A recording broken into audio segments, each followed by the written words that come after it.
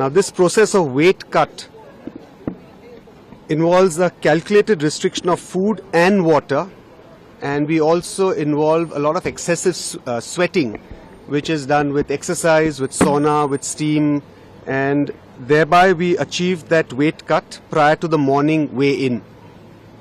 Now this weight cut causes weakness and causes some amount of energy depletion, and this is really counterproductive to participation.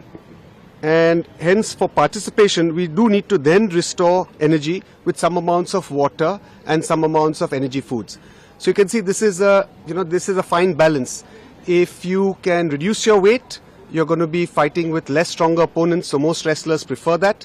But at the same time, you have to have a strategy which you are going to be able to get back your energy with enough water depletion, with enough water restoration and food.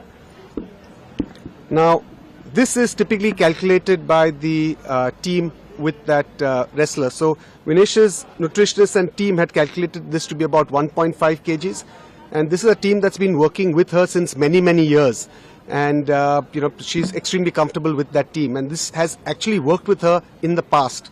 So she took in that 1.5 kgs, which is necessary for her to be able to fight those 3 bouts.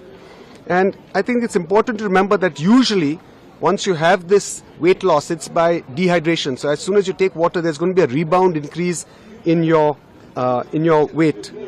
And during the bouts, because she had 3 really difficult bouts, she did need to have some amount of water, because you do want to rehydrate, because otherwise it's going to be medically a problem to participate. So you do require some amount of nutrition and some amount of water.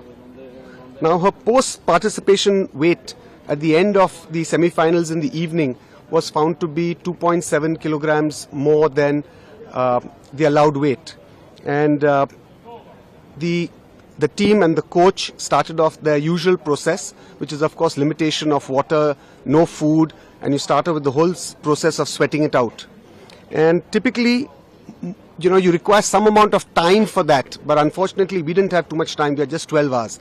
So the whole night, the entire team, went ahead with this whole process of trying to reduce her weight, putting her in a steam and sauna, making her exercise, and whatever was medically possible, we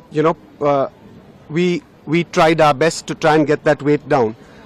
And when she couldn't sweat anymore, we even had to go to some drastic measures like cutting off her hair, and they wear a vest, so we shortened that vest, so even a few milligrams if we can reduce, we tried.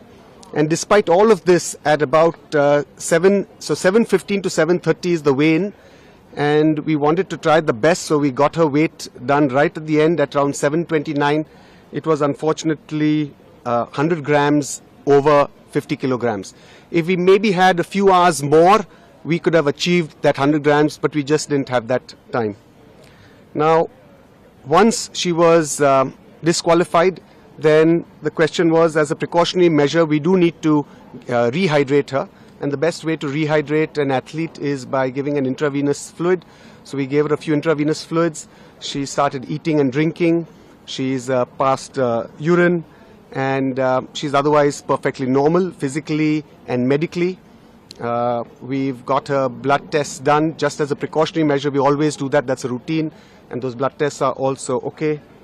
And Vinesh, of course, has interacted with IOA President Dr. Mrs. P.T. Usha, and she's told her that, look, physically and medically I'm okay, but of course, undoubtedly she's disappointed. This is her 3rd Olympics.